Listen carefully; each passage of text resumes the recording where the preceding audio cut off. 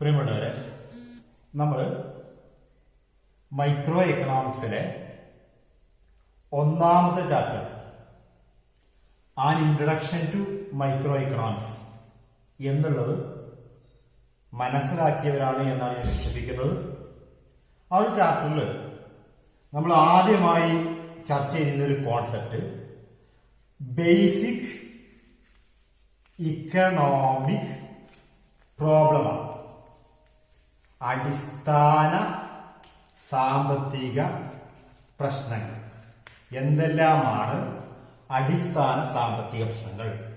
അവിടെ സാമ്പത്തിക പ്രശ്നങ്ങൾ എന്തുൽപാദിപ്പിക്കണം, എങ്ങനെ ഉൽപ്പാദിപ്പിക്കണം, ആർക്ക് വേണ്ടി ഉൽപ്പാദിപ്പിക്കണം, അതുമായി ബന്ധപ്പെട്ട കാര്യങ്ങളാണ് അവിടെ ചർച്ച ചെയ്തത്. അത് കഴിഞ്ഞ് രണ്ടാമത്തെ ചാപ്റ്ററിൽ പിന്നെ നമ്മൾ ചർച്ച ചെയ്തിട്ടുള്ള ഒരു കോൺസെപ്റ്റ് എന്ന് പറയുന്നത് ഉൽപാദന സാധ്യതാ വക്രം, പ്രൊഡക്ഷൻ പോസിബിലിറ്റി കർവ്. ഉൽപാദന സാധ്യതാ വക്രം, പ്രൊഡക്ഷൻ പോസിബിലിറ്റി കർവ് അല്ലെങ്കിൽ പ്രൊഡക്ഷൻ പോസിബിലിറ്റി ഫ്രോണ്ടിയർ എന്ന് പറഞ്ഞാൽ നമ്മൾ അതിന് നിർവചനം പറയുന്നുണ്ട്. Locus of combinations of two goods that an economy can produce with available resources and technology. നിലവിലുള്ള ടെക്നോളജി, നിലവിലുള്ള സാങ്കേതിക വിദ്യ ഉപയോഗിച്ചുകൊണ്ട്, നിലവിലുള്ള വിഭവങ്ങൾ ഉപയോഗിച്ചുകൊണ്ട് ഒരു ഇക്കോണമിക്ക് ഉൽപ്പാദിപ്പിക്കാൻ കഴിയുന്ന രണ്ട് സാധനങ്ങളുടെ കൂട്ടത്തെ, കോമ്പിനേഷനെ പറയുന്ന പേരാണ് ഉൽപാദന സാധ്യതാ വക്രം. നമ്മൾ ഒരു ചിത്രം വരക്കാറുണ്ട്, ഗ്രാഫ് വരക്കുന്നു. ഗ്രാഫിൽ പ്രത്യേകം ശ്രദ്ധിക്കേണ്ടിയിരുന്നത് എക്സ് ആക്സിസിൽ ഒന്നാമത്തെ അക്ഷത്തിൽ എക്സ് ആക്സിസിൽ ഗുഡ് വണ്ണിനെയും വൈ ആക്സിസിൽ രണ്ടാമത്തെ അക്ഷത്തിൽ രണ്ടാമത്തെ വസ്തുവിനെയും ഗുഡ് ടൂവിനെയും അടയാളപ്പെടുത്തുകയും അങ്ങനെ ഒരു ഇക്കോണമിക്ക് പരമാവധി എത്ര വരെയാണ് ഉൽപ്പാദിപ്പിക്കുന്നത്, ഒന്നാമത്തെ വസ്തു മാത്രമാണ് ഉൽപ്പാദിപ്പിക്കുന്നതെങ്കിൽ പരമാവധി 0 മുതൽ ഈ ഒരു അളവ് വരെ തൽക്കാലം 10 യൂണിറ്റ് വരെ ഉൽപ്പാദിപ്പിക്കാം. ഇനി ഒന്നാമത്തെ ഗുഡിന് പകരം രണ്ടാമത്തെ ഗുഡ് മാത്രമാണ് ഉൽപ്പാദിപ്പിക്കുന്നതെങ്കിൽ പരമാവധി 20 യൂണിറ്റ് വരെ ഉൽപ്പാദിപ്പിക്കാം. അല്ലെങ്കിൽ ഗുഡ് വണ്ണും ഗുഡും രണ്ടിനെയും കോമ്പിനേഷൻ ആണ്, രണ്ടും ഉൽപ്പാദിപ്പിക്കുന്നുണ്ടെങ്കിൽ ഈ ഒരു അതിർത്തിക്കുള്ളിൽ എത്ര വേണമെങ്കിലും ഉൽപ്പാദിപ്പിക്കാം എന്നുള്ളതാണ് നമ്മൾ അവിടെ ചർച്ച ചെയ്തത്. ഉൽപാദന സാധ്യത വക്രത്തിൽ ചർച്ച ചെയ്തത്. ഒരു ഇക്കോണമിക്ക്, ഒരു രാജ്യത്തിന് അല്ലെങ്കിൽ ഒരു വ്യക്തിക്ക്, ഒരു സമ്പദ് വ്യവസ്ഥക്ക്, ആരാവട്ടെ, എത്ര ഇവിടെ ഉൽപാദന സാധ്യതാ വക്രത്തിൽ ഒരു സമ്പദ് വ്യവസ്ഥക്ക് നിലവിലുള്ള വിഭവങ്ങളും നിലവിലുള്ള സാങ്കേതിക വിദ്യ ഉപയോഗിച്ചുകൊണ്ട് പരമാവധി രണ്ട് സാധനങ്ങൾ ഉൽപ്പാദിപ്പിക്കുകയാണെങ്കിൽ പരമാവധി എന്ത് വരെയാണ് ഉൽപ്പാദിപ്പിക്കാൻ പറ്റുക? ഈ ഒരു പ്രൊഡക്ഷൻ പോസിബിലിറ്റി കർവ്, ഉൽപാദന സാധ്യതാ വക്രം, ഇതാണ് അതിർത്തി. ഈ അതിർത്തിക്കുള്ളിൽ മാത്രമാണ് എന്ത് ചെയ്യാൻ പറ്റുന്നത്? ഉൽപ്പാദിപ്പിക്കാൻ സാധ്യത ഉള്ളത്, ഉൽപ്പാദിപ്പിക്കാൻ സാധിക്കുന്നത്. ഈ ഒരു ഉൽപാദന സാധ്യതാ വക്രത്തിന്റെ ഏതൊരു പോയിന്റിലാവട്ടെ, ഇപ്പൊ ഞാൻ ഇവിടെ ഒരു പോയിന്റ് അടയാളപ്പെടുത്തുകയാണ്. ഈ പോയിന്റിൽ ഞാൻ കെ എന്ന പേര് കൊടുത്തു. കെ എന്ന് പറയുന്ന പോയിന്റിലാണ് ഉൽപാദനം നടത്തുന്നതെങ്കിൽ നമ്മൾ ഇവിടെ 0 മുതൽ 1 ഒരു യൂണിറ്റ് ഒന്നാമത്തെ സാധനം ഉൽപ്പാദിപ്പിക്കുന്നുണ്ട്. ഇവിടെ നേരത്തെ 20 ആണ്, അതിവിടെ താഴെ 19 എന്ന് അടയാളപ്പെടുത്താണ്. 19 യൂണിറ്റ് രണ്ടാമത്തെ വസ്തുവും 1 യൂണിറ്റ് ഒന്നാമത്തെ വസ്തുവും ഉൽപ്പാദിപ്പിക്കാൻ കഴിയും. ഇനി ഇവിടെ ഒരു പോയിന്റ് ആണെങ്കിലോ, അവിടെയാണെങ്കിൽ നമ്മൾ അവിടെ താഴേക്ക് വെച്ചാൽ ഇത്രയും യൂണിറ്റ് ഒന്നാമത്തെ വസ്തുവിനെയും അതേപോലെ ഈ ഒരു അളവ് രണ്ടാമത്തെ വസ്തുവിനെയും നമുക്ക് ഉൽപ്പാദിപ്പിക്കാൻ കഴിയും. ഇതാണ് ഉൽപാദന സാധ്യതാ വക്രത്തിൽ പറഞ്ഞിരുന്നത്. ഇനി സാമ്പത്തിക വളർച്ച ഉണ്ടാവുകയാണെങ്കിൽ ഉൽപാദന സാധ്യതാ വക്രം വലത് ഭാഗത്തേക്ക് ഷിഫ്റ്റ് ചെയ്യുന്നതിനെ കുറിച്ച് പറഞ്ഞിട്ടുണ്ട്. ഇതിന്റെ ഈ ഒരു ഉൽപാദന സാധ്യതാ വക്രത്തിന് പുറത്തുള്ള പോയിന്റ്, ഉദാഹരണത്തിന് എം എന്ന് പറയുന്ന ഒരു പോയിന്റ്, അത് നമുക്ക് ഉൽപ്പാദിപ്പിക്കാൻ കഴിയാത്തൊരു പോയിന്റാണ്. പോയിന്റ് ബിയോണ്ട് ദ കപ്പാസിറ്റി, രാജ്യത്തിന്റെ കപ്പാസിറ്റിക്ക് അപ്പുറത്താണ് എം എന്ന് പറയുന്ന കോമ്പിനേഷൻ. അത്ര നമുക്ക് എന്ത് ചെയ്യാൻ പറ്റില്ല, ഉൽപ്പാദിപ്പിക്കാൻ കഴിയില്ല. എന്താ കാരണം? നമ്മൾ അതിന്റെ അപ്പുറത്താണ്, അതിർത്തിക്കുള്ളിൽ മാത്രമാണ് നമുക്ക് ഉൽപ്പാദിപ്പിക്കാൻ കഴിയുക. ഇത്രയേ നമുക്ക് സ്ഥലമുള്ളൂ, ഇത്രയേ നമുക്ക് ഉൽപ്പാദിപ്പിക്കാൻ കഴിയുള്ളൂ. അപ്പൊ ഇതിന്റെ അപ്പുറത്ത് നമുക്ക് എന്ത് ചെയ്യാൻ പറ്റില്ല, ഉൽപ്പാദിപ്പിക്കാൻ കഴിയില്ല. എ കോമ്പിനേഷൻ എഫ് എന്ന് പറയുന്ന ഈ കോമ്പിനേഷന്റെ പ്രത്യേകതയോ, ഇതാണ് നമ്മൾ ഉൽപാദന സാധ്യതാ വക്രമെങ്കിൽ എഫ് എന്ന് പറയുന്ന കോമ്പിനേഷന്റെ പ്രത്യേകത produce within the production possibility curve. ഉൽപാദന സാധ്യതാ വക്രത്തിന്റെ ഉള്ളിലാണ് നമ്മൾ ഉൽപ്പാദിപ്പിക്കുന്നത്. അങ്ങനെയാണെങ്കിൽ അതിനെ നമ്മൾ അടയാളപ്പെടുത്താറുള്ളത് അണ്ടർ യൂട്ടിലൈസേഷൻ ഓഫ് റിസോഴ്സ്. വിഭവങ്ങളുടെ അപര്യാപ്തമായ ഉപയോഗം, മുഴുവനായിട്ട് ഉപയോഗിച്ചിട്ടില്ല. ശരിക്ക് നമ്മള് പറഞ്ഞിട്ടുണ്ട് ഇവിടെ ബേസിക് എക്കണോമിക് പ്രോബ്ലം പറഞ്ഞ സമയത്ത് അനന്തമായ ആഗ്രഹങ്ങൾ നമുക്കുണ്ട്, കുറെ ആഗ്രഹങ്ങളുണ്ട്. ആഗ്രഹങ്ങൾ നിറവേറ്റാനുള്ള വിഭവങ്ങൾ, റിസോഴ്സ് എന്ന് പറയുന്നത് വളരെ പരിമിതമാണ്, കുറച്ച് വിഭവങ്ങളാകുള്ളൂ. അപ്പൊ അങ്ങനെയാണെങ്കിൽ കുറെ ആഗ്രഹങ്ങളുണ്ട്, നമുക്ക് ഇത്രയും ഉൽപ്പാദിപ്പിക്കാനുള്ള ആഗ്രഹമുണ്ട്, അതിലേറെ ഉൽപ്പാദിപ്പിക്കാൻ ആഗ്രഹമുണ്ട്. ഇത്രയാണ് നമ്മുടെ കപ്പാസിറ്റി ഉള്ളത്. അത്ര കപ്പാസിറ്റി ഉണ്ടാവും. ഏറ്റവും ചുരുങ്ങിയത് എന്ത് ചെയ്യണം? ഒരുപാട് ആഗ്രഹം ഉണ്ടാവും. മിനിമം ഉൽപാദന സാധ്യത വക്രമെങ്കിലും നമ്മൾ ഉൽപ്പാദിപ്പിക്കണം. അത് താഴെയാണ് ഉൽപ്പാദിപ്പിക്കുക എന്ന് പറഞ്ഞാൽ വിഭവങ്ങളെ നമ്മൾ വേണ്ടത്ര ഉപയോഗിച്ചിട്ടില്ല. F under utilisation. കെ ആണെങ്കിലോ ഈ ഒരു ഇതില്ല വിചാരിക്കും. ഇതാണ് നമ്മൾ ഉൽപാദന സാധ്യത വക്രം. ഈ ഒരു പോയിന്റ് കെ എന്ന് നമ്മൾ പേര് കൊടുത്തത്. കെ എന്തായിരിക്കും കാണിക്കുക? നമ്മളെ അടുത്തുള്ള എല്ലാ റിസോഴ്സിനെയും, കെ ആവട്ടെ, ഇവിടെ നമ്മൾ ഇതിന് പേര് കൊടുക്കാം എൽ. കെ ആവട്ടെ എൽ ആവട്ടെ, കെയും എല്ലും ഈ രണ്ടിന്റെ പ്രത്യേകത ഉൽപാദന സാധ്യതാ വക്രത്തിലാണ്. On the production possibility curve. Production possibility കർവിലാണ്. On the production possibility curve means fuller utilisation of resources. കെയും എല്ലും കാണിക്കുന്നത് നമ്മുടെ അടുത്തുള്ള എല്ലാ വിഭവങ്ങളെയും ഉപയോഗിക്കുന്നുണ്ട്, മുഴുവനായി ഉപയോഗിക്കുന്നുണ്ട്. So K and L represent fuller utilisation of resource. M represent beyond the capacity, beyond the attainable capacity. നമുക്ക് അറ്റൈൻ ചെയ്യാൻ പറ്റുന്ന, നമുക്ക് ഉൽപ്പാദിപ്പിക്കാൻ സാധിക്കുന്ന കഴിവിനും അപ്പുറമാണ് ഏത്? എം എന്ന് പറയുന്നത്. ദെൻ എഫ് എന്ന് പറയുന്നത് അണ്ടർ യൂട്ടിലൈസേഷൻ. റിസോഴ്സിനെ നമ്മൾ എന്ത് ചെയ്യുന്നില്ല? മുഴുവനായിട്ട് ഉപയോഗിക്കുന്നില്ല, കാര്യക്ഷമമായ റിസോഴ്സിനെ ഉപയോഗിക്കുന്നില്ല. നമുക്ക് കുറെ ആഗ്രഹങ്ങൾ ഉണ്ടായിട്ടും നമ്മൾ റിസോഴ്സിനെ വേണ്ടത്ര ഉപയോഗിക്കുന്നില്ല എന്നുള്ളതാണ് ഈ ഒരു എഫ് സൂചിപ്പിക്കുന്നത്. അപ്പോൾ പ്രൊഡക്ഷൻ പോസിബിലിറ്റി കർവാണ് രണ്ടാമത് നമ്മൾ ചർച്ച ചെയ്തത്. മൂന്നാമത് നമ്മൾ ചർച്ച ചെയ്യുന്നത് ഇക്കണോമിക് സിസ്റ്റങ്ങളെ കുറിച്ചാണ്. രാജ്യങ്ങളെ മൂന്നായി തരംതിരിക്കുന്നുണ്ട് എന്ന് പറഞ്ഞു. ഏതൊക്കെയുള്ളത്? രാജ്യങ്ങൾ കഴിഞ്ഞ വർഷം നമ്മൾ പഠിച്ചതാ. എക്കണോമിക് സിസ്റ്റംസ് രാജ്യങ്ങളെ മൂന്നായി തരംതിരിക്കുന്നു. ഏതൊക്കെയാ രാജ്യങ്ങളെ മൂന്നായി തരംതിരിക്കുക? ഒന്ന് ഏതെങ്കിലും ക്യാപിറ്റലിസ്റ്റ് ഇക്കോണമി, മുതലാളിത്ത സമ്പദ് വ്യവസ്ഥയുണ്ട്. രണ്ടാമത്തതോ സോഷ്യലിസ്റ്റ് ഇക്കോണമി, സോഷ്യലിസ്റ്റ് സമ്പദ് വ്യവസ്ഥയുണ്ട്. മൂന്നാമത്തതോ മിക്സഡ് ഇക്കോണമി. ഒന്ന് മാർക്കറ്റ് ഇക്കോണമി അല്ലെങ്കിൽ ക്യാപിറ്റലിസ്റ്റ് ഇക്കോണമി. മാർക്കറ്റ് അല്ലെങ്കിൽ ക്യാപിറ്റലിസ്റ്റ് ഇക്കോണമി, മുതലാളിത്ത സമ്പദ് വ്യവസ്ഥ അല്ലെങ്കിൽ കമ്പോള സമ്പദ് വ്യവസ്ഥ. രണ്ടാമത്തത് വിളിക്കുന്നത് സോഷ്യലിസ്റ്റ് ഇക്കോണമി, സോഷ്യലിസ്റ്റ് സമ്പദ് വ്യവസ്ഥ. അതിനെ കമാൻഡ് ഇക്കോണമി എന്ന് വിളിക്കാണ്. COMMAND, command economy. മൂന്നാമത്തത് മിക്സഡ് ഇക്കോണമി. ആ മൂന്നും തമ്മിൽ വ്യത്യാസം നമുക്ക് അറിയാം. മാർക്കറ്റ് ഇക്കോണമി, കമ്പോള സമ്പദ് വ്യവസ്ഥ എന്ന് പറഞ്ഞാൽ ഉൽപാദന ഘടകങ്ങളായ ആദ്യത്തെ ഉൽപാദനം നടത്താൻ വേണ്ടി ആവശ്യമുള്ളത് ലാൻഡ് വേണം, ലേബർ വേണം, ക്യാപിറ്റൽ വേണം, ഓർഗനൈസേഷൻ വേണം. Land, labour, capital, organisation. ഭൂമി, തൊഴിൽ, മൂലധനം, സംഘാടനം. ഈ പറഞ്ഞ ലാൻഡ്, ലേബർ, ക്യാപിറ്റൽ, ഓർഗനൈസേഷൻ ഇതിന്റെ ഉടമസ്ഥത ആർക്കാണ് എന്നതിന്റെ അടിസ്ഥാനത്തിലാണ് രാജ്യങ്ങളെ, സമ്പദ് വ്യവസ്ഥകളെ മൂന്നായി തരംതിരിച്ചത്. Economies are classified into market economy, socialist economy and mixed economy on the basis of the ownership of means of production. Who own land, ഭൂമിയുടെ ഉടമസ്ഥത ആർക്കാണ്? ഹൂ ഓൺ ലേബർ, ലേബറിന്റെ, തൊഴിലിന്റെ, തൊഴിലാളിയുടെ ഉടമസ്ഥത ആർക്കാണ്? In a capitalist economy, in a market economy. ഒരു കമ്പോള സമ്പദ് വ്യവസ്ഥയിൽ അല്ലെങ്കിൽ ഒരു മുതലാളിത്ത സമ്പദ് വ്യവസ്ഥയിൽ means of production or factors of production is owned and operated by the private.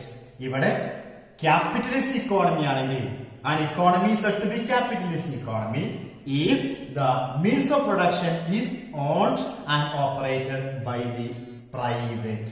ഒരു സമ്പദ് വ്യവസ്ഥയെ ക്യാപിറ്റലിസ്റ്റ് ഇക്കോണമിയാണ്, മാർക്കറ്റ് ഇക്കോണമിയാണ് എന്ന് പറയണമെങ്കിൽ അവിടെയുള്ള ഉൽപാദന ഘടകങ്ങളായ ലാൻഡ്, ലേബർ, ക്യാപിറ്റൽ, ഓർഗനൈസേഷൻ, ഇതിനെ നമ്മൾ വിളിക്കുന്ന പേര് മീൻസ് ഓഫ് പ്രൊഡക്ഷൻ അല്ലെങ്കിൽ ഫാക്ടേഴ്സ് ഓഫ് പ്രൊഡക്ഷൻ. ഈ ഒരു മീൻസ് ഓഫ് പ്രൊഡക്ഷന്റെ ഉൽപാദന ഘടകങ്ങളുടെ ഉടമസ്ഥത ആർക്കായിരിക്കുക?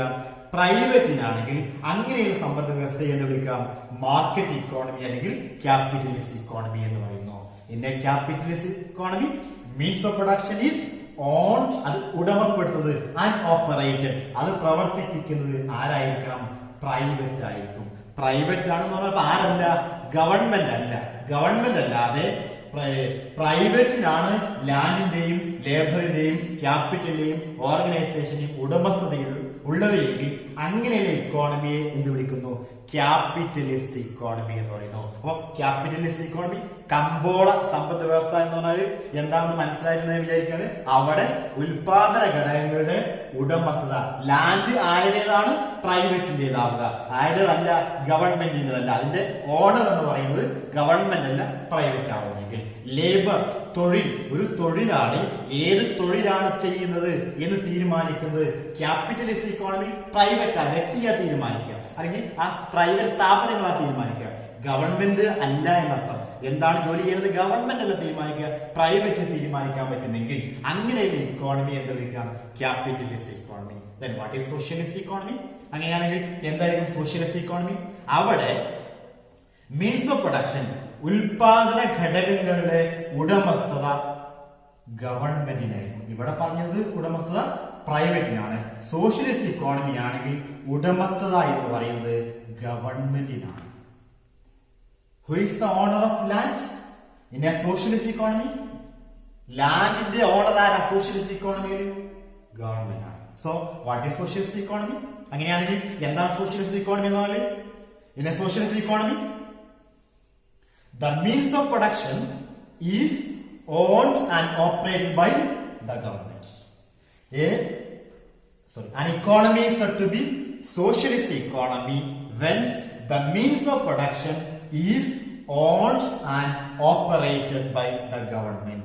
ഒരു ഇക്കോണമിയിൽ അവിടെയുള്ള ലാൻഡ്, ലേബർ, ക്യാപിറ്റൽ ഓർഗനൈസേഷൻ ഭൂമിയുടെയും തൊഴിലിന്റെയും മൂലധനത്തിന്റെയും സംഘാടനത്തിന്റെയും ഉടമസ്ഥത ഗവൺമെന്റിനാണെങ്കിൽ അങ്ങനെയുള്ള സമ്പദ് വ്യവസ്ഥയെ എന്ത് വിളിക്കാം? Socialist economy. If the ownership of means of production is to the private, it is known as capitalist economy, and if the ownership of means of production is to the government, it is known as socialist economy. ഉൽപാദന ഘടകങ്ങളുടെ ഉടമസ്ഥത ഗവൺമെന്റിനാണെങ്കിൽ അതിനെ socialist economy എന്നും, ഉടമസ്ഥത പ്രൈവറ്റിനാണെങ്കിൽ അതിനെ capitalist economy അല്ലെങ്കിൽ market economy എന്ന് പറയുന്നു. ഇനി രണ്ടു കൂട്ടർക്കും ഉടമസ്ഥതയുണ്ടെങ്കിൽ, ഓണർഷിപ്പ് എന്ന് പറയുന്നത് ഗവൺമെന്റിനും പ്രൈവറ്റിനും ഒരേപോലെ ഓണർഷിപ്പ് ഉണ്ടെങ്കിൽ അങ്ങനെയുള്ള ഇക്കോണമിയെ നമ്മൾ വിളിക്കുന്ന പേരാണ് മിക്സഡ് ഇക്കോണമി. മിശ്ര സമ്പദ് വ്യവസ്ഥ എന്ന് പറഞ്ഞാൽ ഉൽപാദന ഘടകങ്ങളായ ലാൻഡ് കുറച്ച് ഗവൺമെന്റിന്റേതായിരിക്കും, കുറച്ച് ആരുടേതായിരിക്കും? പ്രൈവറ്റിന്റേതായിരിക്കും. ലേബർ എന്ത് ജോലി ചെയ്യണം എന്ന് തീരുമാനിക്കുന്നത് കുറെ ആൾക്ക് തീരുമാനിക്കാൻ പറ്റും, പ്രൈവറ്റിന് തീരുമാനിക്കാൻ പറ്റും, വേറെ കുറെ ആൾക്ക് തീരുമാനിക്കും, ഗവൺമെന്റ് തീരുമാനിക്കും. ഉദാഹരണത്തിന് ഒരു ഗവൺമെന്റ് ജോലിക്കാരനാണെങ്കിൽ അയാൾ ഏത് ജോലിയാണ് തീരുമാനിക്കേണ്ടത്, അയാൾ എപ്പോഴാണ് ഓഫീസിലേക്ക് വരേണ്ടത്, ആ പ്രൈവറ്റ് ആണ് തീരുമാനിക്കുക? അല്ലല്ലോ. അതാരാ തീരുമാനിക്കുക? ഗവൺമെന്റ് പറയുന്നുണ്ട് ഒരു ഉദ്യോഗസ്ഥനാണെങ്കിൽ 10 മണിക്ക് ഓഫീസിൽ വരണം, 5 മണി വരെ ഓഫീസിൽ ഇരിക്കണം, അത് അവിടുത്തെ റൂളാണ്. അപ്പൊ അവിടെ ആ പ്രൈവറ്റ് എന്ത് ചെയ്യാൻ പറ്റില്ല, അയാൾക്ക് ഇഷ്ടമുള്ളതുപോലെ ചെയ്യാൻ പറ്റില്ല. അവിടെ തീരുമാനം എടുക്കുന്നത് ആരാണ്? ഗവൺമെന്റ് ആയിരിക്കും. ഒരു സോഷ്യലിസ്റ്റ് ഇക്കോണമി ആണെങ്കിൽ. പ്രൈവറ്റ് ഇക്കോണമി ആണെങ്കിലോ അവിടെ തീരുമാനിക്കുന്നത് വ്യക്തികളായിരിക്കും അല്ലെങ്കിൽ പ്രൈവറ്റ് സ്ഥാപനങ്ങളായിരിക്കും. സോ മിക്സഡ് ഇക്കോണമി ആണെങ്കിൽ അപ്പൊ എന്തായിരിക്കും? അവിടെ തീരുമാനമെടുക്കുന്നത് ഗവൺമെന്റും പ്രൈവറ്റ്, രണ്ടു കൂട്ടരും രണ്ട് ഓണർഷിപ്പ് ഉള്ള, ഗവൺമെന്റിന്റെയും പ്രൈവറ്റിന്റെയും ഓണർഷിപ്പ് ഉള്ള ഇക്കോണമിയെ എന്ത് വിളിക്കാം? മിക്സഡ് ഇക്കോണമി എന്ന് പറയാം. അപ്പോ ഞാൻ ഏറ്റവും ചുരുക്കി പറഞ്ഞത് ഈ ഒരു ഫസ്റ്റ് ചാപ്റ്ററിൽ നമ്മൾ ഇത്രയും കാര്യങ്ങളാണ് പ്രധാനമായും ചർച്ച ചെയ്തത്. ഏറ്റവും അവസാനിപ്പിക്കുന്ന സമയത്ത് നമ്മൾ ഒന്ന് പറഞ്ഞത് പോസിറ്റീവ് ഇക്കണോമിക്സ്, പോസിറ്റീവായ ഇക്കണോമിക്സും നോർമേറ്റീവായ ഇക്കണോമിക്സും.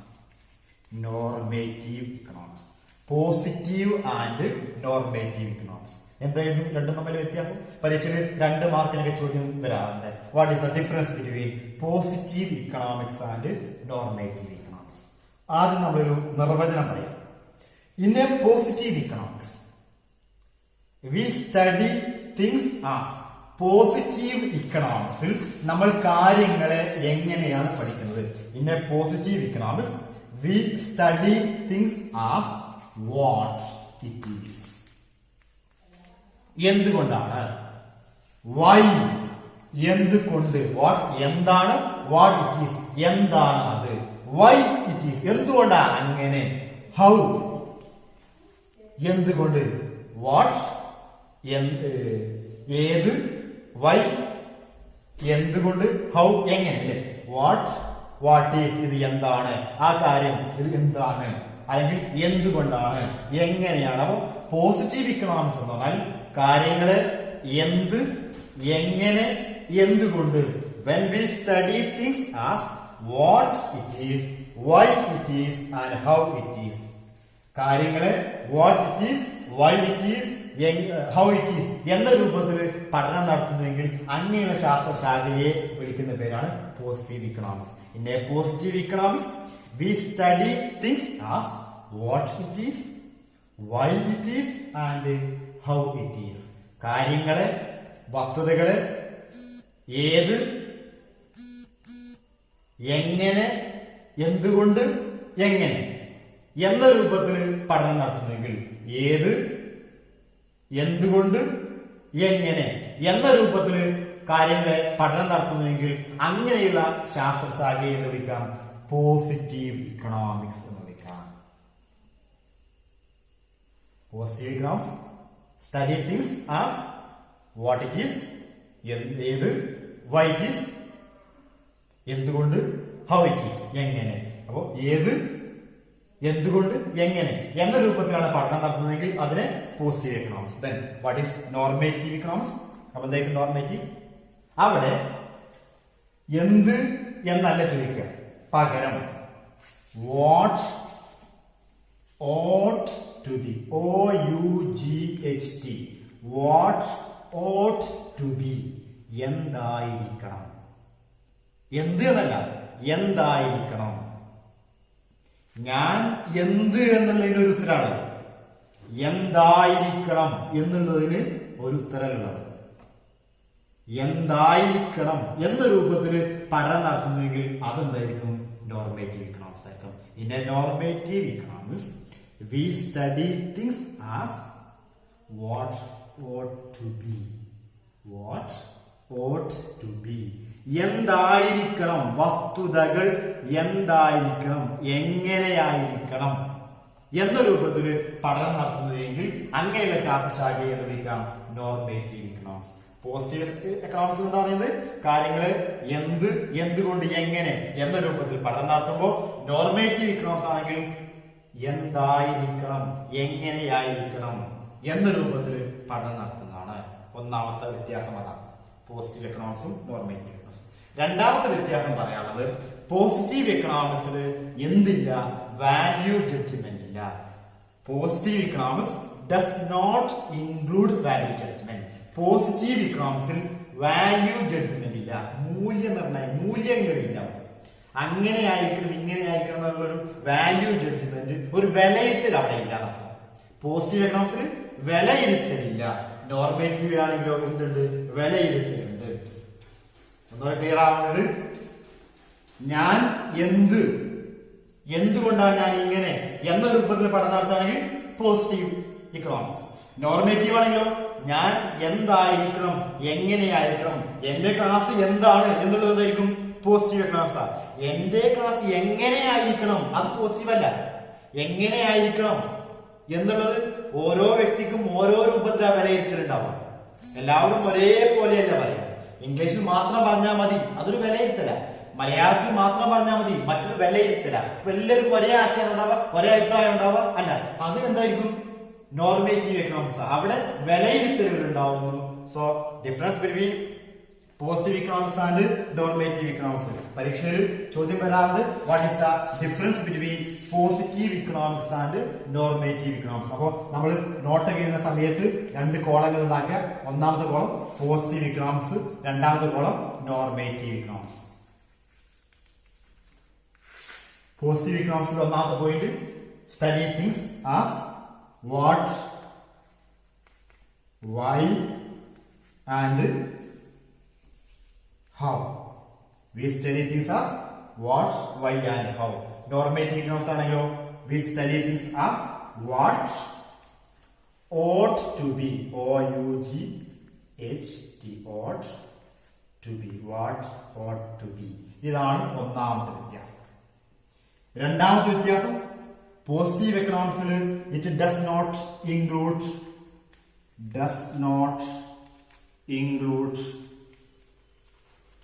value judgment.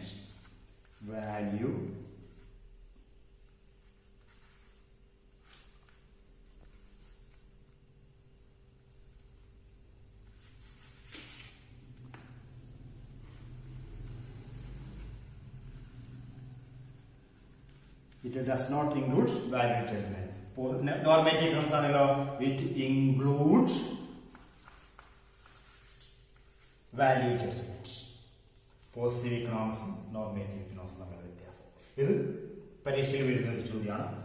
പിന്നെ ഒരു കാര്യം കൂടിയാണ് ഈ ചാപ്റ്ററിൽ പറയുന്നത്, അത് difference between micro economics and macro economics. Micro ഇക്കണോമിക്സും മാക്രോ ഇക്കണോമിക്സും തമ്മിലുള്ള വ്യത്യാസം അറിയുന്നതാണ്, വളരെ ഈസിയാണെന്ന് എനിക്ക് തോന്നുന്നു.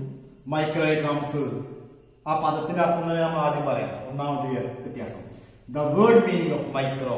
മൈക്രോ എന്ന പദത്തിന്റെ അർത്ഥം എന്തായിരുന്നു? സ്മാൾ, ചെറുത് എന്നാണ്. മാക്രോ എന്ന പദത്തിന്റെ അർത്ഥം ലാർജ്, വലുത് എന്നാണ് മാക്രോ എക്കണോമിക്സിന്റെ അർത്ഥം. മൈക്രോ എന്ന പദത്തിന്റെ അർത്ഥം ചെറുത്, മാക്രോ എന്ന പദത്തിന്റെ അർത്ഥം വലുത്. രണ്ടാമത് ഏറ്റവും പ്രധാനപ്പെട്ടത്, മൈക്രോ എക്കണോമിക്സിൽ എന്താ ചർച്ച ചെയ്യുന്നത്? ഡീൽ ചെയ്യുക, ചർച്ച ചെയ്യുക, ഇടപെടുക. എന്താണ്?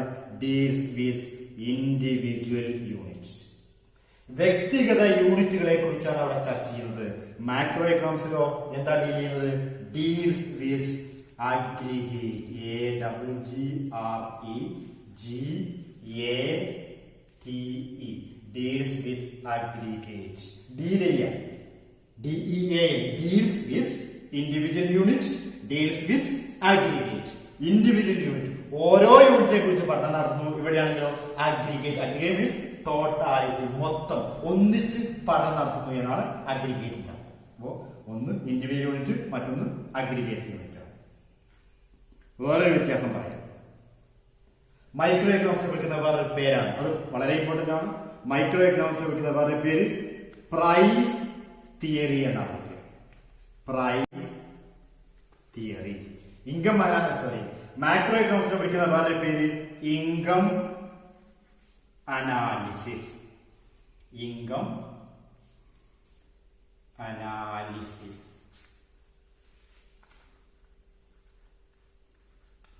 Micro economics otherwise known as price theory. Micro എക്കണോമിക്സിനെ വേറെ എന്ത് പേര് വിളിക്കുന്നുണ്ട്?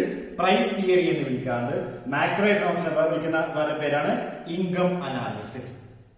വേറൊരു വ്യത്യാസം, മൈക്രോ എക്കണോമിക്സിന് സാധ്യത, സ്കോപ്പ് എന്ന് പറയുന്നത് വളരെ ചുരുങ്ങിയ സാധ്യതയാണത്.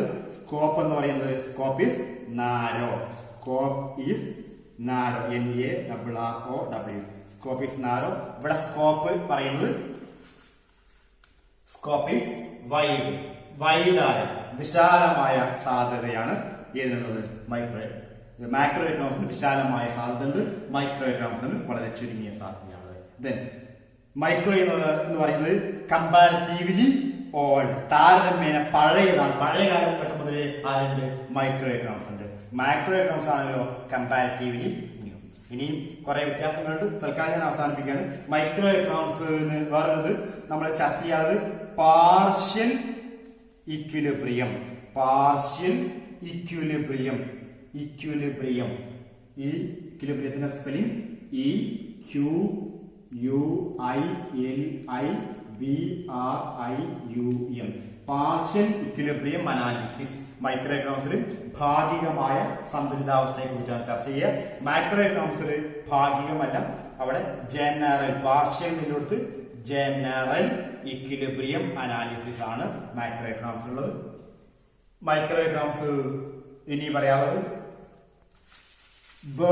വേമിന്റെ കാഴ്ചപ്പാട് നൽകുന്നു. വേം എന്നാൽ കീടം, ചെറിയ കാഴ്ചപ്പാട് നൽകുന്നുള്ളൂ, വിശദീകരിക്കുന്നില്ല, തൽക്കാലം മുഴുവൻ വേഗം പറഞ്ഞു പോവുകയാണ്.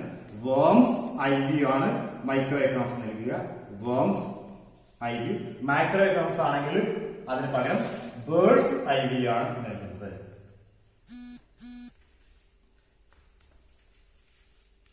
ബേർഡ്സ് ഐവി എന്ന് പറഞ്ഞാൽ കാഴ്ച, ഒരു കീടത്തിന്റെ കാഴ്ച എന്നാൽ വളരെ കുറച്ച് കാര്യങ്ങളെ കുറിച്ച് മാത്രമാണ് അവിടെ ചർച്ച ചെയ്യുക micro economics. Macro economics bird's eye ആണ്. ഒരു പക്ഷി എവിടെ നോക്കുന്നത്?